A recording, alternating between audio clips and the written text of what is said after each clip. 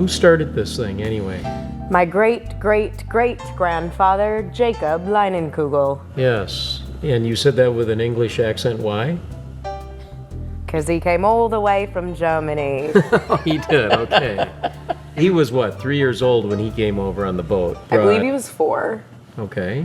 He came over in 1845. They settled in Sauk City, Wisconsin, where Matthias trained his 5 sons in how to make beer. Jacob came to work in his brother's brewery in Eau Claire, along with his boyhood friend, a guy by the name of John Miller. We believe that Jacob and his best friend John Miller came 10 miles north to settle in Chippewa Falls, Wisconsin, start the Spring Brewery, because Chippewa Falls was known at that time as the world's largest sawmill. So that was 1867. Yeah. Continue. So in 1919, what happens that almost puts our family business out of business? Prohibition. So what do? Soda pop? Near beer? Malt tonic? All the above. And mixers. Now mixing for what, you may ask? I'm not asking. Nor was I. Oh. Well, then let me answer my own question. People were probably making bathtub gin at home. Probably. And needed something, because it wasn't probably very good. So Probably we stayed in bad. business.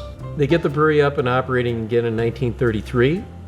And World War II happens, right? All these soldiers and Marines and sailors come back from the war, including our dad, your grandfather. World War II was in 1945. That's when it ended. That's when it ended, Katie. See, it I'm started always at in the the late end 30s. of these things. All right. Do you know the event that brought the U.S. into Pearl World War II? Harbor. Right. Yes, Pearl Harbor. Yes.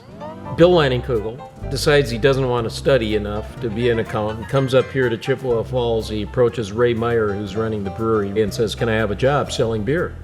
Ray hires him, and our dad starts selling beer. And we grow our business to about 80,000 barrels during some pretty heady times. Here we are today, launching our Leinenkugels Spritzen.